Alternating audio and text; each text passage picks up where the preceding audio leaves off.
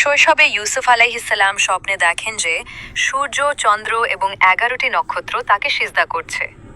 তার পিতা ইয়াকুব আলাইহিসসালাম বুঝতে পারেন যে ইউসুফ ভবিষ্যতে বড় মর্যাদার অধিকারী হবেন। 2. ভাইদের ষড়যন্ত্র ও কূপে নিক্ষেপ। পিতা ইউসুফকে বেশি ভালোবাসতেন বলে তার অন্য ভাইয়েরা হিংসায় পড়ে তাকে হত্যার পরিকল্পনা করে।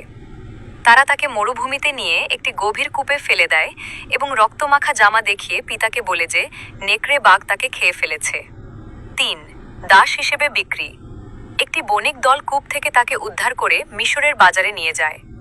সেখানে মিশরের অর্থমন্ত্রী আজিজে মিশর তাকে দাসের মূল্যে কিনে নেন। 4. চারিত্রিক পরীক্ষা ও জেল জীবন। আজিজে মিশরের স্ত্রী জুলাইখা ইউসুফ আলাইহিসসালামের রূপে মুগ্ধ হয়ে তাকে পাপের পথে আহ্বান করে।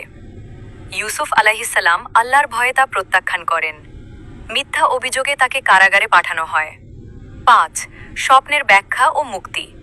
কারাগারে থাকাকালীন তিনি বাদশাহর একটি জটিল স্বপ্নের সঠিক ব্যাখ্যা দেন, 7টি মোটা ও 7টি শীর্ণগাভী।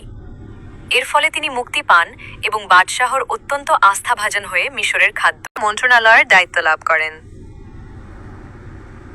6. পরিবারের সাথে পুনর্মিলন। ভয়াবহ দুর্ভিক্ষের সময় তার ভাইয়েরা খাদ্যের সন্ধানে মিশর এলে ইউসুফ আলাইহিসসালাম তাদের চিনতে পারেন। অনেক পরীক্ষার পর তিনি নিজের পরিচয় দেন এবং তার পিতাসহ পুরো পরিবারকে মিশরে নিয়ে আসেন।